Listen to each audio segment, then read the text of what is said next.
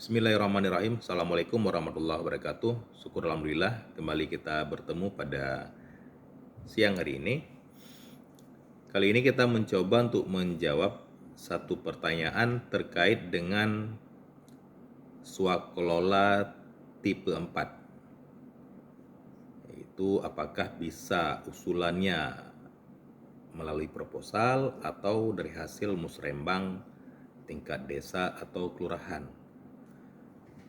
Nah, berbicara terkait dengan swaklola tipe 4, sebelum kita membahas mekanisme usulannya atau mekanisme penganggarannya, kita mencoba untuk menelaah terlebih dahulu terkait dengan sudut pandang cara pelaksanaan pengadaan barang dan jasa. Jadi, cara pelaksanaan pengadaan barang dan jasa itu dibagi menjadi dua, dengan cara swaklola atau melalui penyedia. Kalau dengan cara swaklola artinya yaitu cara memperoleh barang dan jasa yang dikerjakan sendiri oleh instansi pemerintah atau instansi lain atau organisasi kemasyarakatan atau melalui kelompok masyarakat. Itu kalau melalui swaklola. Dan kalau melalui penyedia, artinya cara memperoleh barang dan jasa yang disediakan oleh pelaku usaha.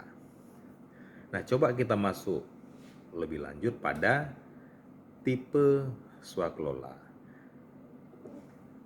Kalau tipe swaklola itu ada 4 tipe. Tipe yang pertama yaitu swaklola yang direncanakan dan dilaksanakan serta diawasi oleh instansi penanggung jawab anggaran. Tipe kedua yaitu tipe swaklola yang direncanakan dan diawasi oleh instansi penanggung jawab anggaran, tetapi pelaksanaannya oleh instansi pelaksana swaklola. Kemudian tipe yang ketiga adalah tipe swaklola yang direncanakan dan diawasi oleh instansi penanggung jawab anggaran dan dilaksanakan oleh organisasi kemasyarakatan atau ormas. Jadi bedanya kalau tipe 3 ini direncanakan dan diawasi oleh instansi pemerintah, tetapi pelaksanaannya oleh ormas. Kemudian tipe yang keempat direncanakan oleh instansi penanggung jawab anggaran berdasarkan usulan kelompok masyarakat dan dilaksanakan serta diawasi oleh kelompok masyarakat. Jadi kalau yang tipe 4 ini kuncinya direncanakan oleh instansi penanggung jawab anggaran atau instansi pemerintah penanggung jawab anggaran dan dilaksanakan serta diawasi oleh kelompok masyarakat atau Pokmas. Nah, berbicara terkait dengan perencanaan penganggaran swaklola tipe 4 ini tentu saja berdasarkan usulan oleh kelompok masyarakat. Lalu mekanismenya bagaimana? Apakah bisa melalui proposal atau melalui musrenbang? Tentu saja kedua mekanisme tersebut boleh-boleh saja. Asalkan kegiatan yang diusulkan tersebut itu selaras atau sesuai dengan visi misi pada pemerintahan daerah setempat atau visi misi KLPD setempat. Nah, kita harus melihat terlebih dahulu apakah visi misinya mengarah pada kegiatan yang diusulkan. Apakah tujuan dan sasaran strategisnya sesuai tidak?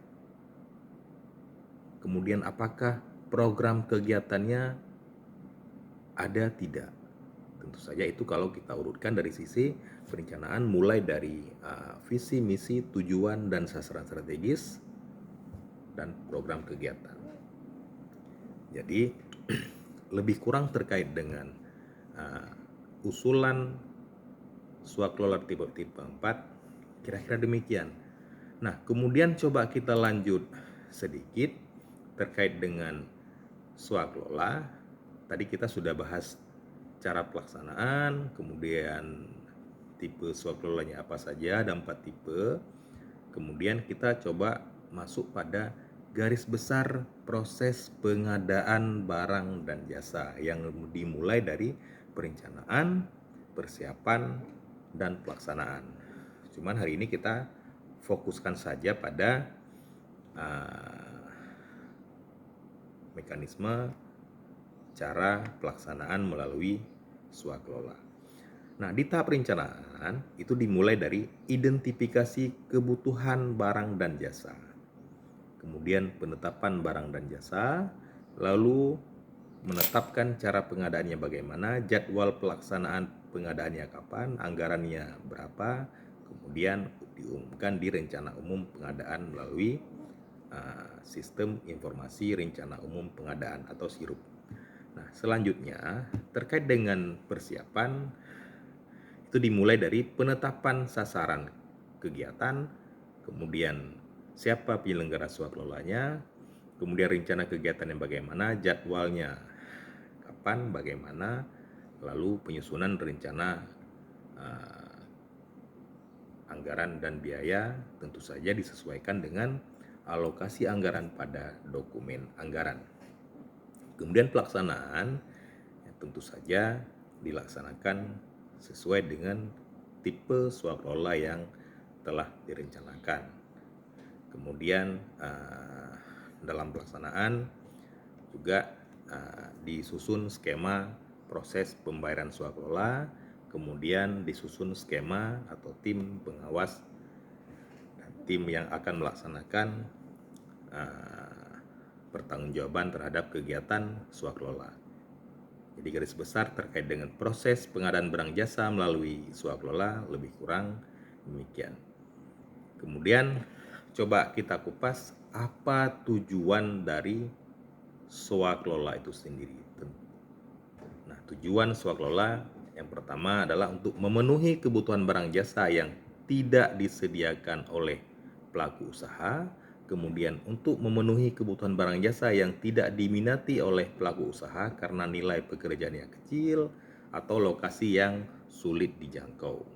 Kemudian untuk memenuhi kebutuhan barang dan jasa dengan mengoptimalkan penggunaan sumber daya yang dimiliki oleh instansi pemerintah, oleh KLPD.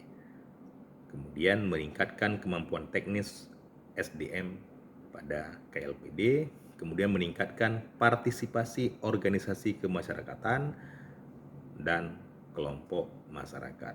Kemudian untuk meningkatkan efektivitas dan efisiensi jika dilaksanakan melalui swaklola. Nah, terakhir untuk memenuhi kebutuhan barang jasa yang bersifat rahasia yang mampu dilaksanakan oleh instansi yang bersangkutan. Jadi lebih kurang terkait dengan tujuan swaklola adalah demikian. Kemudian dalam hal penyelenggaraan swaklola, hal-hal yang harus diperhatikan adalah mulai dari tim persiapan menyusun rencana kegiatan, kemudian menyusun jadwal pelaksanaan kegiatan dan rencana kegiatan sebagaimana yang telah kita kupas di belakang. Lalu tim pelaksana melaksanakan, mencatat, mengevaluasi, dan melaporkan secara berkala kemajuan pelaksanaan kegiatan. Nah, tentu saja di sini ada format-format pelaporan yang diperlukan, format-format dokumen dalam pelaksanaan swaklola yang diperlukan. Kemudian yang ketiga, tim pengawas yang tujuannya untuk mengawasi mulai dari persiapan, pelaksanaan fisik maupun administrasi swaklola dan penyerahan hasil pekerjaan, penyerahan output dari kegiatan swaklola. Ditujukan kepada siapa? Tentu saja sesuai dengan apa yang telah direncanakan dan apa yang telah dituangkan dalam dokumen penganggaran. Itu bisa dilihat di input, output, outcome, dari suatu kegiatan subkegiatan pada dokumen anggaran. Kemudian timbul pertanyaan, siapa yang menetapkan penyelenggara swakelola? Nah, berbicara siapa yang menetapkan penyelenggara swakelola, kalau untuk tipe 4, mulai dari tim persiapan, tim pengawas, dan tim pelaksana, itu ditetapkan oleh penanggung jawab kelompok masyarakat pelaksana kegiatan swakelola. Ini untuk tipe 4. Kemudian kita juga kupas sedikit terkait tipe-tipe yang lain. Kalau tipe 1, mulai dari tim persiapan, tim pengawas, dan tim pelaksana itu ditetapkan oleh pengguna anggaran atau kuasa pengguna anggaran instansi penanggung jawab anggaran. Kalau untuk tipe 2 dan tipe 3, tim persiapan dan tim pengawas ditetapkan oleh pengguna anggaran atau kuasa pengguna anggaran instansi penanggung jawab anggaran. Sedangkan untuk tim pelaksana, untuk tipe 2 dan tipe 3, tim pelaksananya ditetapkan oleh pimpinan instansi pelaksana swakelola. Ini untuk tipe 2. Sedangkan tipe 3, tim pelaksana kegiatannya ditetapkan oleh penanggung jawab organisasi kemasyarakatan atau penanggung jawab ormas pelaksana swakelola. Jadi lebih kurang terkait dengan siapa yang menetapkan tim penyelenggara swakelola pada 3 tim pelaksana swakelola, mulai dari tim persiapan, tim pengawas, dan tim pelaksana adalah sebagaimana yang telah kita kupas. Lalu coba kita masuk pada persyaratan penyelenggara swakelola.